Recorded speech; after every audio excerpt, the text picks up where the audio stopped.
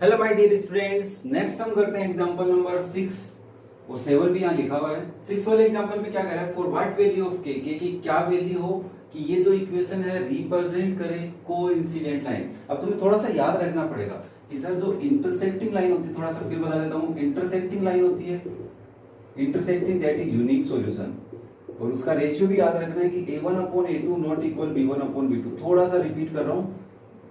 Next देखो, अगर parallel line होती है, पैरेलल लाइन का मतलब नो सॉल्यूशन, या बोल सकते हो इनकंसिस्टेंट, इसको कंसिस्टेंट भी बोल सकते हैं, इसको इनकंसिस्टेंट भी बोल सकते हैं। और इसका सॉल्यूशन जो हमारा रेशियो था वो a1 is equal to b1/b2, और यहाँ से नोट कटिंग c1/c2, ऐसे याद रखने का तरीका है।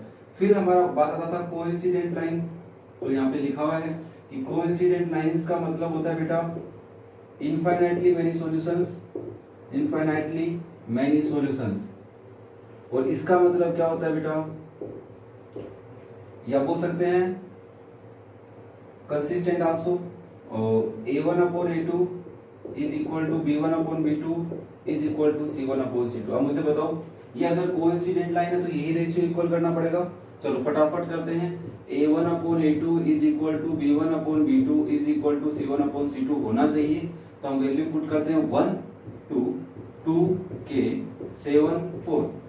कहने का मतलब a की वैल्यू निकालनी चाहिए तो तुम इन दोनों को इक्वल ले लो या फिर इन दोनों को। देखो मैं एक बार दोनों को लेके दिखाता हूँ।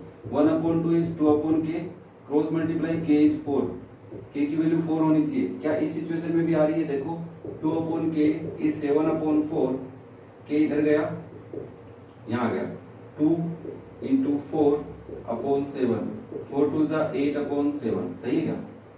14 है तो ये 14 है, तो ये भी 14 है, ये भी 14 है, ठीक है। 14 2 और 2 2 जा 4, ठीक है। k की वैल्यू क्या आनी चाहिए? 4। अगर हम k की वैल्यू 4 रखते हैं, इफ यू पुट k की value 4 in this equation, both the equations या may be in the system, then the lines are coincident line. बात समझ में आई? बोलो यस सर, कमेंट करो कि हाँ सर समझ में आई। चलो इसी क्वेश्चन को साथ में करते हैं। क्या कह रहा है, k की क्या वैल्यू के लिए following system of equation has infinitely many solution, same है। तो सिंपली तुम क्या कहोगे, 2/k+2। बेटा ध्यान रखना c1 c2 उधर होने चाहिए बस, या इधर होने चाहिए। इसमें सॉरी, इसमें इधर थे दोनों, उसमें उधर है, तो दोनों या तो उधर हो या दोनों इधर हो। ऐसा नहीं कि एक इधर उधर, ऐसा क्वेश्चन भी है। 3/6 एंड 4/3k+2 सब इक्वल होना चाहिए। तो फॉर एग्जांपल तुमने सोचा इन दोनों से करें, तो यहाँ से 2 is equal to 3/6 into k+2, ये होगा। रेसिप्रोकल करके कर लो, एक ही बात है। इस k+2 को ब्रैकेट में रखो, इसको इधर भेजो, 2 इंटू 6, 3 को नीचे लेके आओ, इस k+2 सोल्व करो बेटा। 2 time 4 minus 2 is k, that means k is 2। k की वैल्यू क्या आ गई? 2। तो इस इक्वेशन में k की वैल्यू 2 होनी चाहिए। अब कोई बच्चा सोचता है इससे करके देखूं क्या? हाँ देख ले बेटा, कोई दिक्कत नहीं है। इसको मैं रेसिप्रोकल से करके दिखाता हूँ। तो इसको रेसिप्रोकल करेंगे, 3k+2/4 हो जाएगा बेटा, ये 3/4, 4 को इधर भेज, तो 3/4 multiply with 4 is equal to 3k+2, ये कट गया तो इधर 3 बचा, इधर -2 इज 3k, सही है क्या? कुछ गलत तो नहीं किया? 6 भी था, अच्छा 4/3, ये कहाँ से लाया मैं, ये कहाँ से लाया बेटा? यहाँ पे देखो 3/6 इज इक्वल टू 4 3k+2, ऐसे था ना। रेसिप्रोकल करो, 3k+2/4 इज 6/3, कैंसिल कर लो, कोई दिक्कत नहीं। अब 4 को इधर भेजो, 3k+2 इज 6 इंटू 4/3, कैंसिल करो 2 टाइम, 3k इज 4 2 जा 8 -2, 8 इधर है, ये -2 उधर हो गया, तो 3k इज इक्वल टू 6, और k की वैल्यू क्या आ गई बेटा? 6/2 इज 3। देखो k की वैल्यू क्या होनी चाहिए? सॉरी 2 2 2 2 2 2 2 2 3 रखो, 2 आएगा। k की वैल्यू 2 होनी चाहिए। तो तुम याद रखना कि हम जब इनफाइनाइटली मेनी सॉल्यूशंस होगा तो एक रेशियो को इक्वल लेंगे, वही k की वैल्यू होगी। कहने का मतलब है तीनों रेशियो इक्वल होने के लिए k क्या रखो वो पूछ रहा है। तो यहाँ पे 2 रख के हम देख भी सकते हैं कि क्या रेशियो इक्वल आ रहे हैं तो सही है, ठीक है। चलो नेक्स्ट करते हैं एग्जांपल नंबर 8। इस एग्जांपल में क्या कह रहा है बेटा, determine the value of a and b। a और b की वैल्यू फाइंड आउट करो with the following system of linear equations has infinite solutions. तो सबसे पहले a1 a2 b1 b2 c1 c2 ढूंढने होते हैं, वो ठीक है तुम कर लोगे।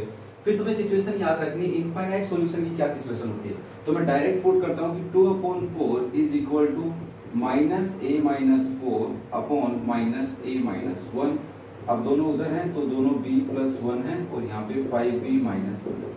अब मुझे a और b की वैल्यू चाहिए, तो तुम्हें ध्यान रखना है कि जब भी ऐसी सिचुएशन बने तो कांस्टेंट वाले के साथ जिनमें वेरिएबल्स है उनको इक्वल करो। इट मींस हम एक सिचुएशन में, फर्स्ट सिचुएशन में क्या करेंगे, इन दोनों को इक्वल कर, माइनस कट गया बेटा इनका, तो a minus 4 upon a minus 1 equal करेंगे। सेकेंड सिचुएशन में क्या करेंगे, कांस्टेंट को इसके इक्वल, या ऐसे बोल लो इसके इक्वल कांस्टेंट करेंगे, दोनों सेम ही है, तो 2 upon 4 is equal to 2b plus 1। कब करना है थोड़ा सा याद रखना, ठीक है। तो यहाँ से देखो क्रॉस मल्टीप्लाई करो, 2 multiply with a minus 1, 4 multiply with a minus 4, that is 2a minus 2, 4a minus 16, 2a को इधर ले जाओ 16 को इधर ले आओ, तो माइनस 2 प्लस 16, बस प्लस के लिए लेके जा रहा हूँ। तो यहाँ से 2a आया बेटा तुम्हारा कितना 14, तो a की वैल्यू कितनी आ गई 14 अपॉन 7। अगर ये a की वैल्यू आई है ठीक है। अब यहाँ पे इक्वेशन भी बनेंगी और हमें इक्वेशंस को कौन से भी मेथड से कर सकते हैं ये भी याद रखना। सिमिलरली क्रॉस मल्टीप्लाई करो 5b माइनस 1, 4 2b प्लस 1 और 10b माइनस 2 8b प्लस 4, इधर ले जाए 10b इधर ही रखे, उसको इधर लेके आओ बेटा 4, इसको उधर ले जाओ plus 2, that is 2b is 6, तो b की वैल्यू कितनी आ गई 6 अपॉन 2 इज 3। चेक कर लेते हैं क्या a की वैल्यू 14 अपॉन 7 आ रही है। एग्जांपल नंबर 8 में a की वैल्यू 7 आ रही है और b की वैल्यू 3 आ रही है। Okay okay okay okay okay okay okay 14 upon 2 होगा दैट इज 7, ठीक है। a की वैल्यू 7, b की वैल्यू 3। बात समझ में आई तो बोलो यस सर, कमेंट करके जाना मुझे कि हाँ सर हमारे को बातें समझ में आने लगी अब। चलो इसमें देखो, इसमें क्या करें, for what value of k with the following system of linear equation has no solution. No solution की सिचुएशन, नो सॉल्यूशन मतलब parallel line, that means inconsistent. Word बार-बार बोल के तुम्हें याद दिलाना चाहता हूं कि पैरेलल लाइन होगी, इनकंसिस्टेंट होंगे सॉल्यूशंस, और क्या होगा कि a1 अपॉन a2 इक्वल तो होगा b1 अपॉन b2 के, बट नॉट इक्वल होगा c1 अपॉन c2 के। चलो सिचुएशन में सेटिस्फाई करते हैं कि 3 अपॉन 2k माइनस 1 और यहाँ पे 1 अपॉन k माइनस 1 इज, देखो दोनों उधर हैं, तो 1 upon 2k plus 1 is not equal.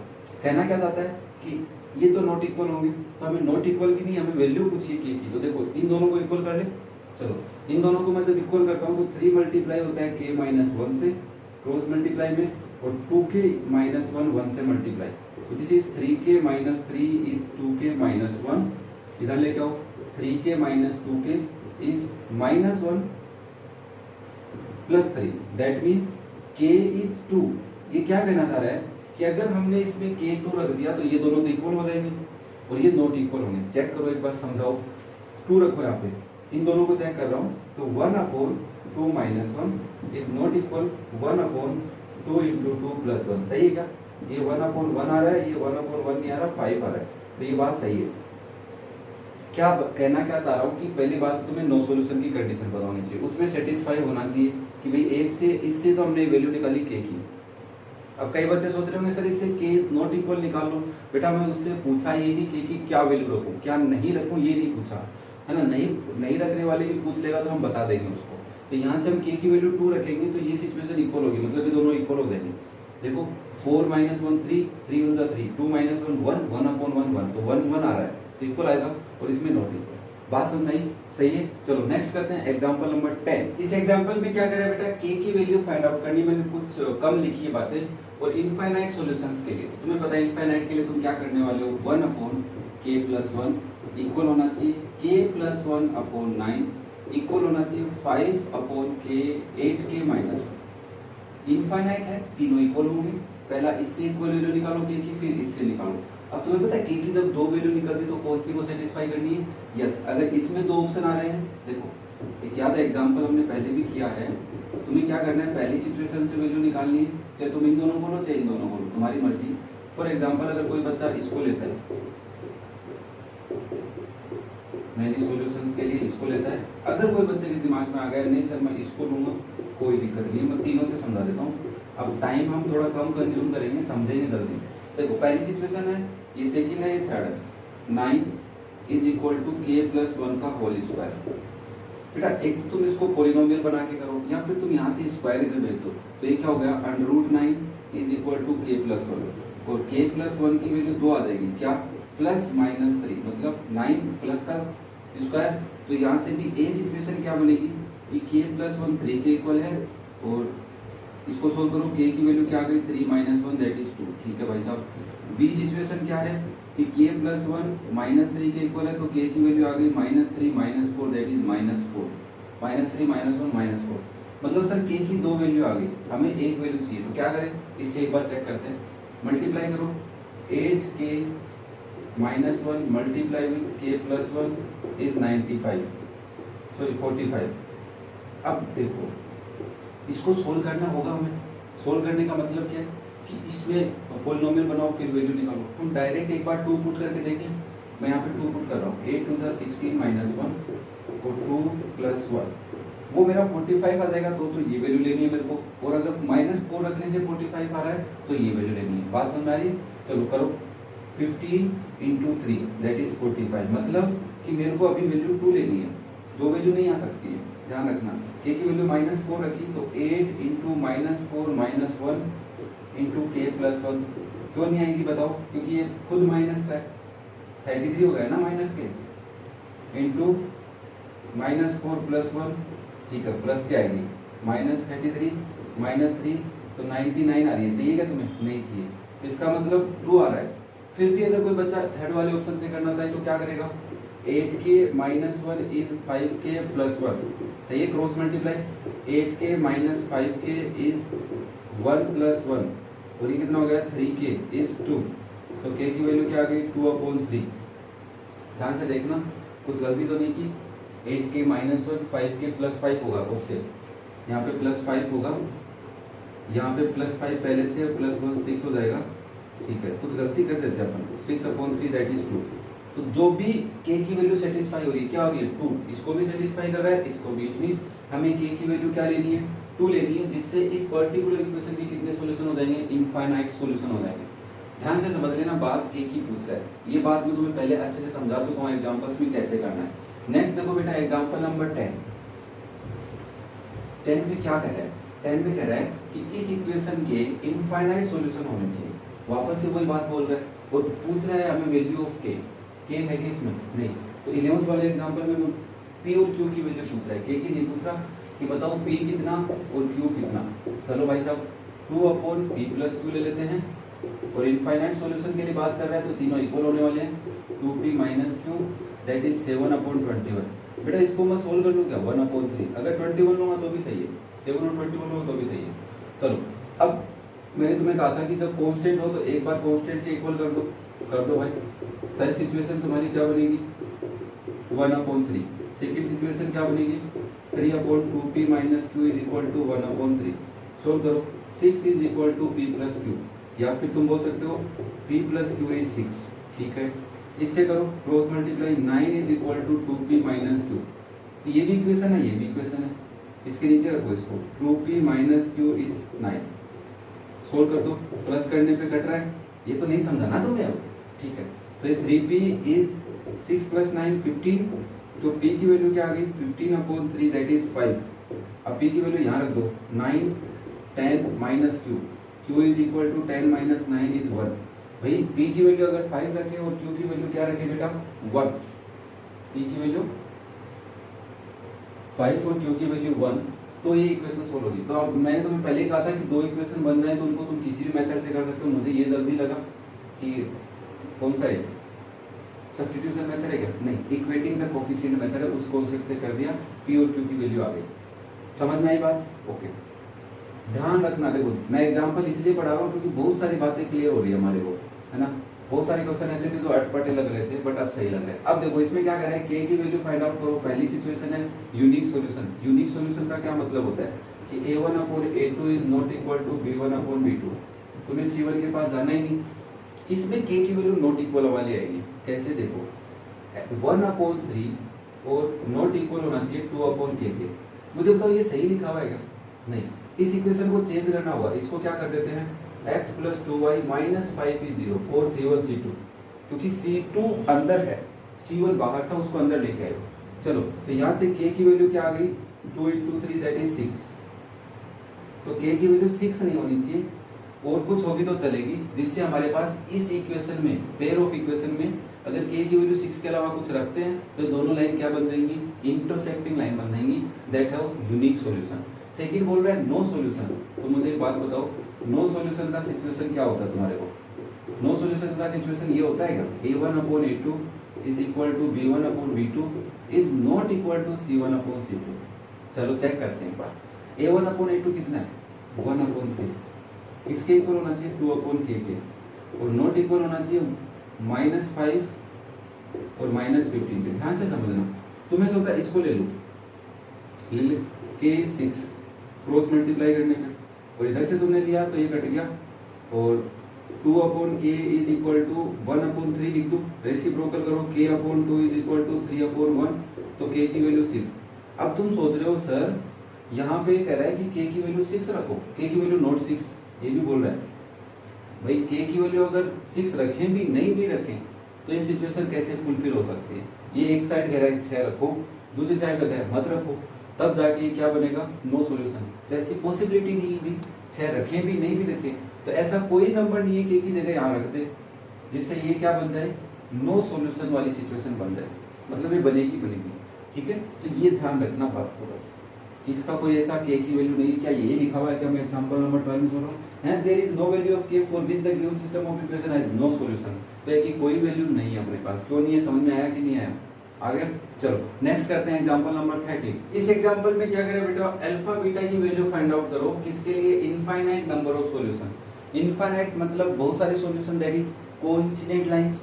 तो कोइंसिडेंट लाइंस के लिए सॉल्यूशन क्या होता है तुम्हें पता ही होगा मेरे हिसाब से, तो a1/a2 इक्वल होना चाहिए b1/b2 इक्वल होना चाहिए बेटा c1/c2 के। पता है कि नहीं पता? थोड़ा सा मैं क्विक वे से पढ़ा रहा हूँ क्योंकि मुझे लगता है कि इसमें कॉन्सेप्ट जो था वो एक ही था, बट टाइप्स ऑफ क्वेश्चन ज्यादा गिवन है तो फटाफट कर लेते हैं। अब देखो तुम कहोगे 2/2α इक्वल होना चाहिए 3/α प्लस बीटा के, और ये दोनों होता है ठीक है 7/28। भाई 2 से 2 कैंसिल कर लिया, इसको लिख लिया 1/α, इसको लिख लिया 3α प्लस बीटा 3/α, और इसको 1/4 7 4 28। अब तुम्हें अल्फा प्लस बीटा की वैल्यू चाहिए, तुम्हें पता है कि एक बार इसको इक्वल ले सकता हूँ और एक बार इन दोनों को। तो पहली situation 1/α is equal to 3/α plus beta. ध्यान से समझना, सारी बातें बता के दूंगा, टेंशन मत लो। क्रॉस मल्टीप्लाई करोगे अल्फा प्लस बीटा इज 3α, इसको इधर लेके आओ, बीटा 3α माइनस अल्फा, बीटा की वैल्यू क्या आ गई 2α, कि बीटा की वैल्यू 2α है। ठीक है भाई साहब, इन दोनों को ले लो तो अल्फा आ जाएगा क्या 1/α इज 1/4, तो रेसिप्रोकल करोगे अल्फा इज 4, मतलब बीटा कितना हो गया 2 × 4 दैट इज 8। अब कईयों के दिमाग में कुछ वैसे दिक्कत आती है अपने को, नहीं सर इसको लूंगा, किसको ले ले 3α प्लस बीटा को इक्वल ले ले 1/4 के, तो 4 3 12 is equal to alpha plus beta. अब क्या करेगा, यहाँ से बीटा की वैल्यू रख दे इसमें, 12 is equal to alpha plus 2α that is 3α। अब और अल्फा की वैल्यू क्या आएगी 12/3, कितनी आ रही है 4 आ रही है कि नहीं आ रही, बात वही है, अल्फा की वैल्यू 4 आने वाली है। तो कैसे भी तुम सोल्व कर लो, तुम्हें पूछा अल्फा बीटा है, तो ये कह रहा है अल्फा की वैल्यू अगर 4 हो जाए, बीटा की वैल्यू 8 हो जाए, तो क्या ये आ रही है, कितना वाला है, हाँ अल्फा की value 4 and beta is 8। But हमारे को किसने पूछा, इनफाइनाइट नंबर ऑफ सॉल्यूशन तो पूछा था। मैं एक बार देख लेता हूँ। ओके देखो पहली सिचुएशन क्या है, ये क्वेश्चन बड़ा मिस्टेक वाला था, देखो मैं बताता हूँ, क्योंकि इसने ऊपर तो लिख दिया इनफाइनाइट नंबर ऑफ सॉल्यूशन, तो उसके लिए तो हमने देख लिया कि 4 और 8 आना चाहिए, बट इसके अंदर दो पार्ट बना दिए उसने। पहला बोल रहा है यूनिक सॉल्यूशन, क्या बोल रहा है यूनिक सॉल्यूशन, और सेकंड बोल रहा है क्या बोल रहा है साहब, नो सॉल्यूशन। अब देखो और भी अच्छा मजा आने वाला है। मुझे एक बात बताओ, यूनिक सॉल्यूशन के लिए तुम इन दोनों को नॉट इक्वल करते, यहाँ पे भी नॉट इक्वल, यहाँ पे भी not equal, not equal, not equal, not equal, मतलब बीटा की वैल्यू 2α की डबल नहीं होनी चाहिए पहली सिचुएशन में। बेटा नॉट इक्वल में यही होता है, मुझे बता दो बस यूनिक सॉल्यूशन में। तो तुम कहते हैं कि सर बीटा की वैल्यू क्या नहीं होनी चाहिए 2α नहीं होनी चाहिए, बात सही है। फिर तुमने कहा नो सॉल्यूशन के लिए, नो सॉल्यूशन के लिए लिखोगे a1/a2 is equal to b1/b2 is not equal to c1/c2, yes और नो। तुमने कहा कि इन दोनों को मैं अगर यूज में लेता हूँ तो मेरा अल्फा बीटा आता है 2α आता है, और अगर मैं इन दोनों को लिखा तो अल्फा इक्वल आता है 4, alpha is not equal to 4 आता है। यहाँ से देखो इनको करोगे तो नॉट इक्वल 4 आएगा। मतलब कि अल्फा की वैल्यू 4 नहीं होनी चाहिए और बीटा की वैल्यू 4 की डबल हो सकती है। बात समझना, अल्फा की वैल्यू क्या नहीं होनी चाहिए, 4 नहीं होनी चाहिए। और इसने क्या किया, पहली सिचुएशन में बोला कि बीटा 2 अल्फा नहीं होना चाहिए, सेकेंड सिचुएशन में अल्फा 4 नहीं होना चाहिए। इसका मतलब अगर अल्फा 4 नहीं होना चाहिए तो बीटा कितना नहीं होना चाहिए, बीटा 2 अल्फा नहीं होना चाहिए। या तुम यहाँ से निकालो, मुझे यहाँ पे लिखो 2 × 4 अल्फा रख दिया इस बीटा।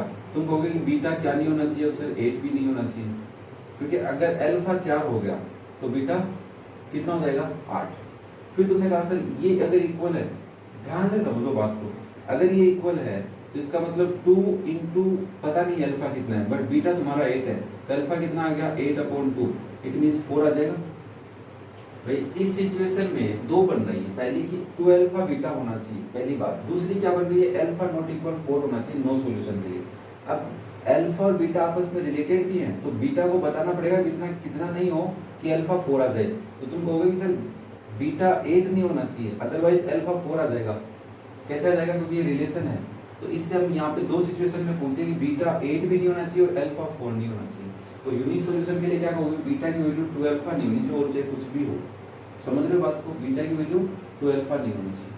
ये बात समझने वाली थी, क्योंकि ऊपर लिख दिया infinite number of solution, question में मिसप्रिंट है, तो मैंने तुम्हारे को तीनों चीजें बता दी। इनफाइनाइट के लिए बीटा और अल्फा 4 और 8 होने चाहिए, तब इनफाइनाइट सॉल्यूशन हो जाएंगे। नो सॉल्यूशन के लिए बीटा की वैल्यू 2 अल्फा नहीं होनी चाहिए, ठीक है। नेक्स्ट देखो बेटा 14th वाला क्वेश्चन, ये कह रहा है इनफाइनाइट नंबर ऑफ सॉल्यूशन है तो m और n बताओ। अभी क्या वही क्वेश्चन है बेटा, 2m - 1/3 is equal to 3/n - 1 is equal to -5/-2। मुझे एक बात बताओ, तुम्हें m और n की वैल्यू चाहिए ना, पहले इन दोनों को इक्वल कर लो, फिर इन दोनों को इक्वल कर लो, क्योंकि इसमें n निकल आएगा, इसमें m निकल आएगा, आपस में इक्वल करने की कोई जरूरत नहीं है। अब तुमने किया कि 2m - 1/3 इज इक्वल टू -5, और इसको काट दो, 5/2 के इसको लिख दो। सोल्व किया भाई साहब, 4m - 2 इज 15 आया, 4m इज 15 + 2, ये क्या है, ठीक है। 4m इज 17, तो m की वैल्यू कितनी आ गई 17/4, कि भाई m की वैल्यू अगर तुम 17/4 रखते हो तो इनफाइनाइट नंबर ऑफ सॉल्यूशन आएंगे। n की कितनी रखें, इन दोनों को इक्वल करते हैं, 3n - 1 is equal to 5/2, 3 × 2 = 6, 5n - 5, तो 5n की वैल्यू आ गई 6 + 5, तो n की वैल्यू आ गई 11/5। ये अलग अलग वैल्यू ऐसे ऐसे किसी वैल्यू आई है, हाँ सही आ रही है, वैसे तो अपना सही जा रहे हैं अपन, ठीक है। तो हमसे ये पूछा था कि m और n की क्या वैल्यू रखो कि इसके इनफाइनाइट सॉल्यूशन हो, तो तुमने कहा कि m की वैल्यू ये रख दे, n की वैल्यू ये रख दे। इस पर्टिकुलर सिचुएशन में, या बोल सकते सिस्टम ऑफ इक्वेशन का सॉल्यूशन क्या हो जाएगा, इनफाइनाइट नंबर ऑफ सॉल्यूशन हो जाएगा। कोई डाउट नहीं रहना चाहिए मेरे हिसाब से। तो फिर भी अगर किसी बच्चे के रहता है तो भाई एक रिक्वेस्ट है तेरे से, कभी भी कोई भी वीडियो में तुम्हारे को कोई डाउट लगे, प्लीज उस वीडियो को 2 बार देखने के बाद कमेंट किया करो, क्योंकि तुम कमेंट कर देते हो और मेरे से रहा नहीं जाता है, फिर मैं वीडियो को देखता हूँ तो फिर तुम्हें सॉल्यूशन देता हूँ, तो थोड़ा सा टाइम लग जाता है ना। तो मेरा टाइम बचाने के लिए आप प्लीज इतना कर सकते हो। k की वैल्यू नो सॉल्यूशन के लिए बताओ भाई साहब। नो सॉल्यूशन की सिचुएशन क्या होती है, a1 इक्वल होता है b1/b2 के, नॉट इक्वल होता है c1/c2 के। मतलब अगर भगवान करे इन दोनों से अपनी k की वैल्यू आ जाए तो इन दोनों में रख के चेक कर लेंगे, नॉट इक्वल आना चाहिए। बात समझ में आई, ओके। तो तुमने कहा कि 3k + 1/k² + 1 इक्वल होगा 3/k - 2 के, नॉट इक्वल होगा 2/5 के। मैंने माइनस काट के रख दिया, ठीक है। सोल्व करो, 3k + 1 मल्टीप्लाई होगा k - 2 से, 3 मल्टीप्लाई होगा बेटा k² + 1 से। सोल्व किया हमने, 3k × k 3k² - 6k + k - 2 3k² + 3। देख रहे हो 3k², इधर आएगा माइनस का होगा, कट जाएगा। यहाँ से बचे -5k, और इसको उधर ले गए तो 3 + 2 बचा 5। तो k की वैल्यू क्या आ गई, k की वैल्यू क्या आ गई, -5